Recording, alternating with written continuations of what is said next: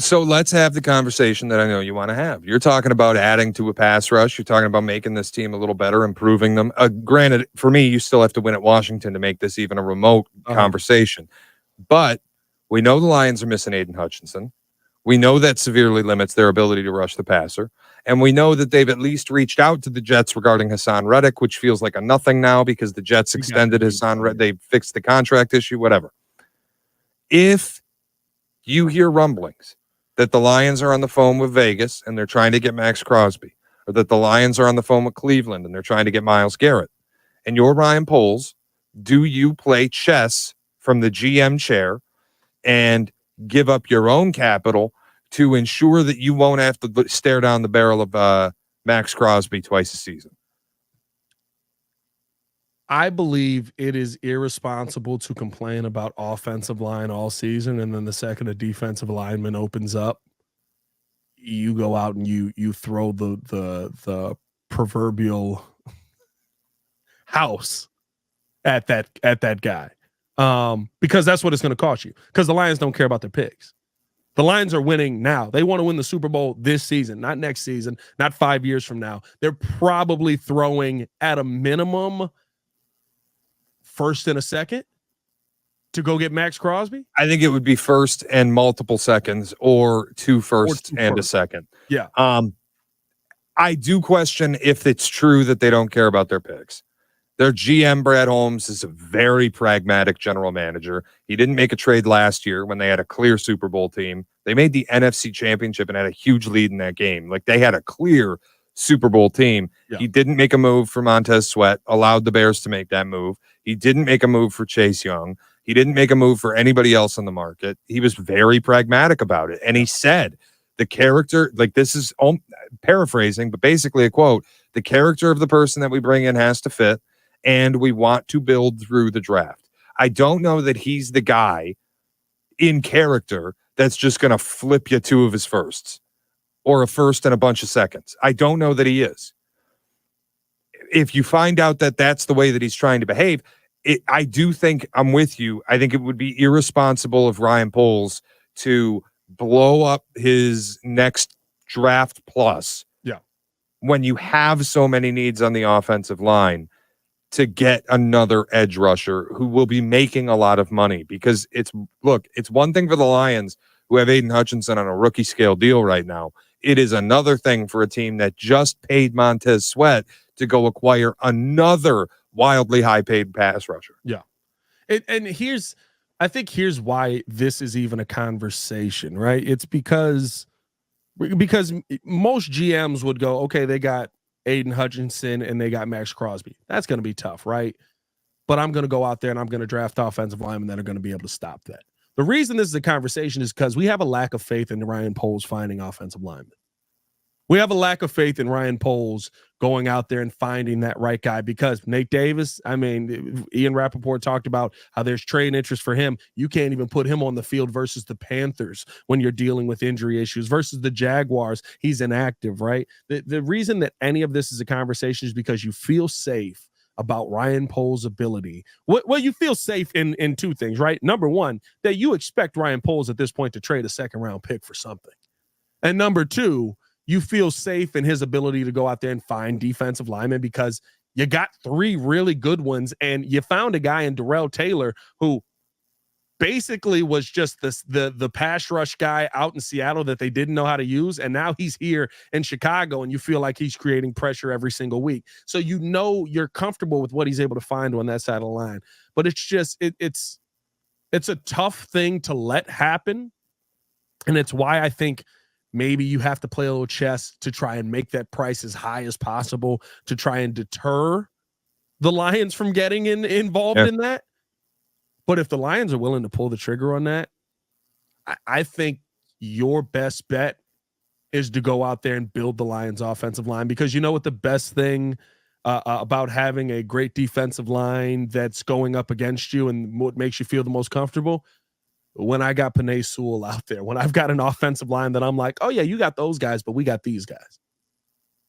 Like, that's to me why in any scenario, right? Even with my confidence in the Bears this season, my confidence in the Bears this season comes from the fact that, yeah, you have Amon-Ra St. Brown, you have David Montgomery, you have all of these names, Justin Jefferson, whoever it is. I got Jalen Johnson, I got Tyreek, I think it's better for you to find the names that can combat against guys like that. And it's tough to do.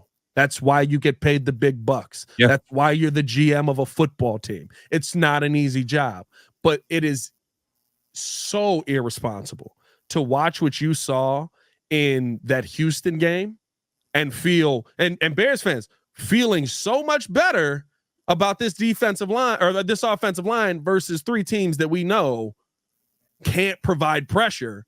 You got pressure coming. And you probably still can't protect the quarterback. It's just a little bit better.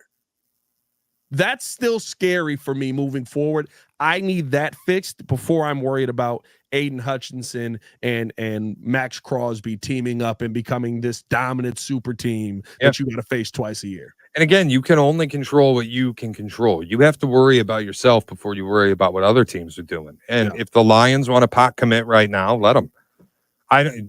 Do you buy that this Bears team's ready to win a Super Bowl in 2024? I don't.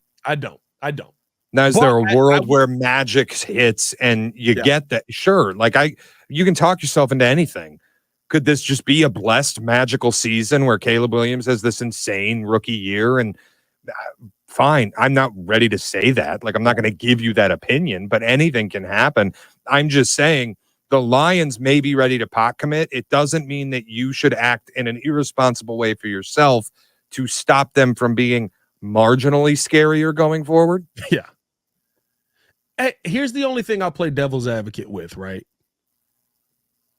Can you say that a defensive line that has Javon Dexter, Andrew Billings, Maxx Crosby, and Montez Sweat is not a championship level defensive line? No, it's the best defensive line in the NFL. 100%, right? And that means that your offense has to score a heck of a lot less. That is how the Kansas City Chiefs won a Super Bowl last year. It's how they've won 6 games this year. You're a long way away from there, right? You're a long way away from there offensively. You don't have a quarterback that's been in 5 Super Bowls in his 6th year in the NFL. But they weren't putting up 45 points a game last season, Shea. They were an offense that was like, I got 23 for you, and we need you guys to hold it down on the other side. You can win a lot of football games. And I'm not saying Super Bowl, but you can go a long way in the playoffs. The problem is holding teams to 21 to 23 points a game. Nobody scored 21 points on this Bears defense in 12 weeks. So why am I supposed to I badly need to upgrade there? Like, no, the place that needs to be upgraded is the offensive line. That's it. You fix your offensive line, and granted, you got a long way to go. But if you can fix this offensive line, you become a Super Bowl team. And that's where I'm not giving up capital to chase a star pass rusher. I already have one. Yeah. No, I'm here for you. I agree with you. I don't want the Bears to do what they did before. Don't panic. Don't jump. Don't try and skip steps. And it's not Ryan Poles' MO. Again, I think this is a fan's mentality of, we don't believe you can pick offensive linemen. Because let's be real. You have one. You have Darnell Wright. You have one. Tevin Jenkins is probably not going to be here next season because of injury concerns. You don't have a starting center. You think Ryan Bates maybe is a starting right guard. I'm telling you, Shay, I watched a lot of Ryan Bates in training camp. Unless he surprises me and comes out and dominates, he looks exactly like what you traded for, a backup right guard. Braxton Jones is wearing Nike flip-flops on the field and going backwards. Yeah, I mean, that's to me where this team has to upgrade, not the defensive line. And like, honestly, we talk about the Lions and, well, you don't want to look at Aiden Hutchinson and Maxx Crosby. Well, you don't have to. If they trade for Maxx Crosby right now, they only have Maxx Crosby. And that's, again, where don't let the fear of 2025 dictate your move in 2024. And the biggest question is Aiden coming back the same. That injury was nuts. Well, yeah, and you know, like, who knows? We can't project out, and you don't know what that's going to look like when and if it happens. I'm just, But don't panic because of it is what I'm saying, right? Like What? you Right. don't know what the Aiden Hutchinson Maxx Crosby combo, if it happened, ends up looking like. What are the Lions if they go get Maxx Crosby this year? They're a marginally worse version of what they were 2 weeks ago. That's it. Like, and that's not, people are going to go, oh, you fucking hate Maxx Crosby now? No, Aiden Hutchinson was the best defensive player in the NFL, period. Yeah. End of story. He was the best defender in the league. They lost him. You can replace him with Maxx Crosby, who might be the third best defensive player in the league. He still ain't bringing you what Aiden was. Yeah. Aiden was that's a massive loss. Don't let the fear of them getting Maxx Crosby or of them getting Myles Garrett make you feel like this team needs to panic. They don't. Yeah. Don't let anybody else's decision impact what you're doing. Build you. It's what Eberflus and Poles keep saying. We got to run our own race. Yeah. We can't worry about what anyone else is doing. You'll be okay. It's going to be okay. Thing I love about Ryan Poles. Like he does not deviate the plan. We go get big name. Go get this guy. Go get this guy. He does not put his back up against the wall. He does not deviate away from the plan. I would love for him to have added a few more offensive linemen, like what I'm seeing out of Jackson Powers Johnson, Shea.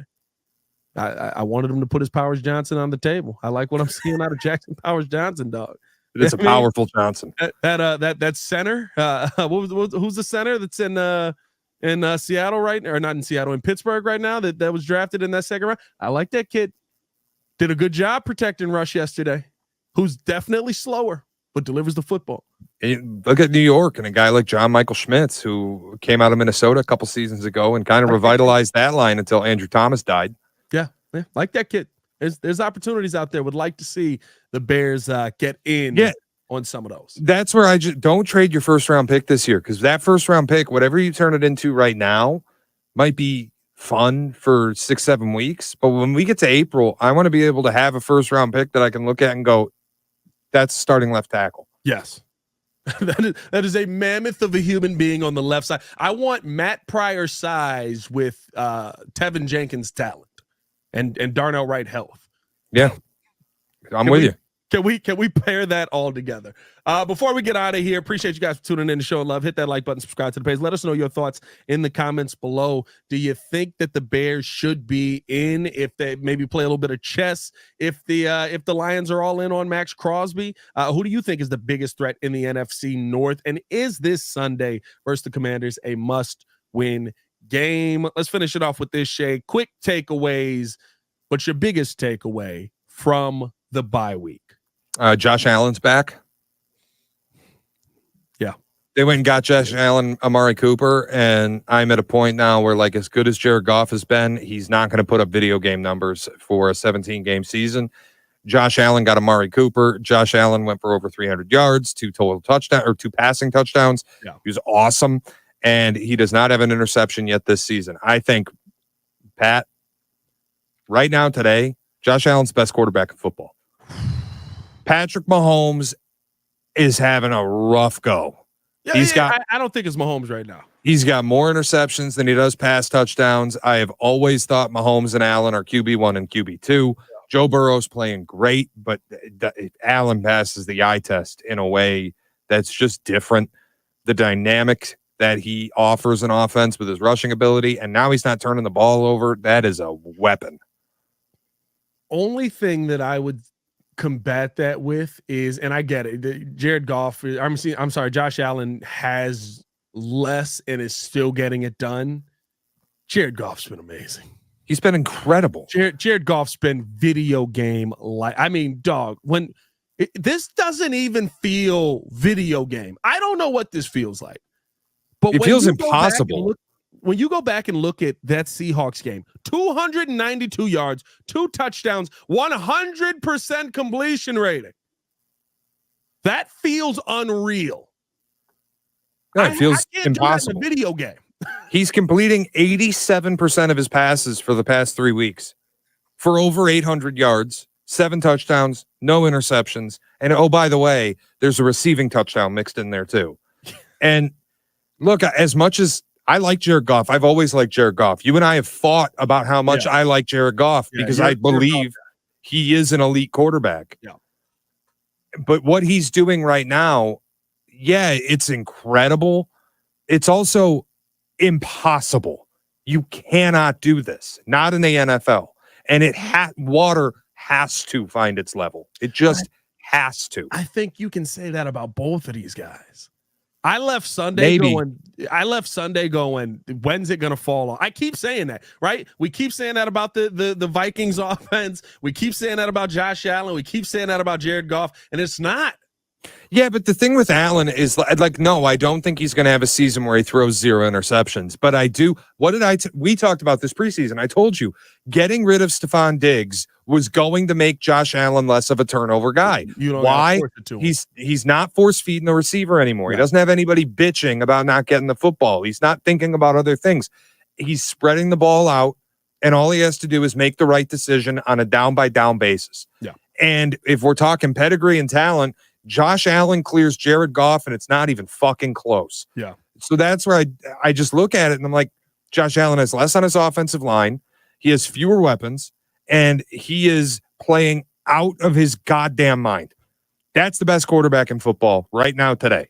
Now, if you want to talk MVP, I think the season ends right now. It goes to Jared Goff. But if you're asking me who is the best quarterback, it's Josh Allen. Talent-wise, yeah. I mean, listen, it's impossible to argue it right now. Because what can he do? That's the thing I love about Josh Allen. Outside of the turnovers, what can't he do? Like he's finally gotten the turnovers to seemingly go away.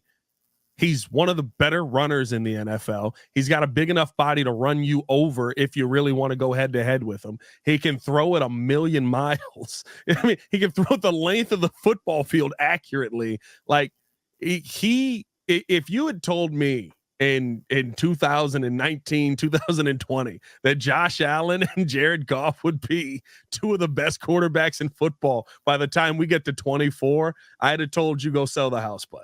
Go sell the house. Don't just give me the money. Just give me the money straight up. My biggest bye week takeaway, I will say this. I think, and I know a lot of people are waiting for it to fall off. I think the Vikings are real. I know I said last week that I thought this Vikings team was, there was a fall off coming, and we started to see it versus the Jets. How Sam Darnold finished that game, and I'm not telling you that he was elite. I'm not telling you that he's a top 5 quarterback in the NFL. But I was surprised to see him have enough fight still left in him to go out there and make it as competitive as it was. And I know the defense plays a big part in that. That's how you win as a team. I think this Vikings team may need to get more credit than what people want to give them because we're expecting this fall off. And while they just lost this game, it didn't feel like it fell off. I'm with you, and I thought they were real probably longer than you have. The sustainability of what Darnold's doing and the last couple games that we've seen him. Yesterday, he wasn't great. Had an awful interception to Brian Branch. That was terrible.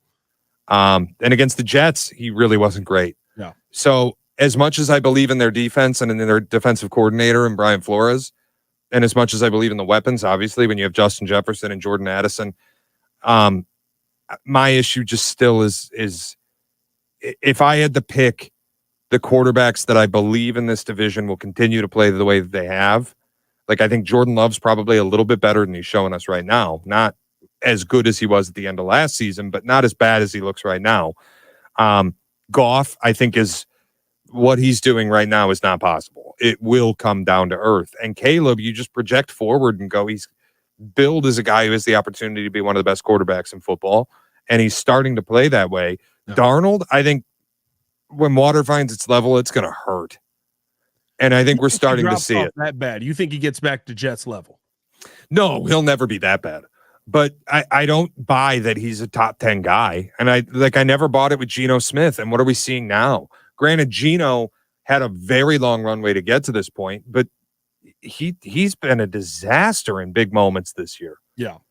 And that's the biggest difference this year. When they've needed him most, it's fallen off a cliff. So we talk about these career resurgence guys, Geno Smith and Sam Darnold and Baker Mayfield and Derek Carr. And I'm like, yeah, they look good right now, and they're in these systems that are super beneficial. Kevin O'Connell obviously working with Sam Darnold. I think Baker probably a little more real because he's doing it with multiple coordinators. Yeah. But I just Water has to find its level, and he's not going to be a bottom 5 unplayable type of guy again.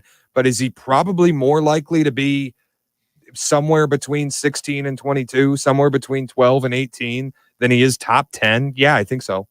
Yeah, I can see that. I think probably in that 15 to 19 range is where I think he levels out at. And I don't think that's unfair. Smith at. Which, that's way better than I could have anticipated Sam Darnold being at the start of the season. Never thought he was going to be that. But and I'll say this, right? With this kind of team, you can win a lot with that. Absolutely. With this Vikings team, you can go a long way with that. And so with the tackles they have and the defense they have and the offensive weaponry, you don't need an elite quarterback. You need a serviceable one. Yeah. You need a game manager. You need a game manager, and you went out and you got a game manager, and guess what? It's probably going to get you to the same spot that the last game manager got you. Lost in the first game of the playoffs? Yeah, probably. Well, they lost yesterday, and now they got to go on the road. So, I'm with you. Yeah. I mean, and they'll win what? 12 games this year? 11 games this year? I'm not saying that for anybody in this division. You got them lower than that? Dude, the way that this division's shaking out, I'm not going to sit here and tell you any of these teams are winning 11 games. I think you can. Well, no, because you would have to be 3-3. I'm not going to sit here and it's hard as fuck to win 11 games in this league. Yeah. I'm not going to sit here and tell you any of these teams are doing that. It's going to be so interesting to see how this season plays out. Let us know your thoughts in the comments below, man. We appreciate you guys for tuning in and showing love. It's going to be so fun to watch. I'm just so glad to be a part of the NFC North. You said something last week, dog, where it was like, I've done this now multiple times, where people are like talking trash about like other teams in the North. And I'm like, aren't you a Broncos fan, dude? How about you worry about what's going on your side of the water? You got Bo Nix to worry about. You can't be trashing the Lions. I'm trashing the Lions. Yeah, exactly. Exactly. It's exactly right. I'm so proud to be a part of the NFC North, man. Let us know you guys' thoughts in the comments below. What was your biggest bye week takeaway? Appreciate you guys for tuning in and showing love. As always, for Shea Norling, it's your boy Pat the Designer, back at it again. Y'all stay safe out there, Chicago. Bear down. One love. Let's go beat the Commanders.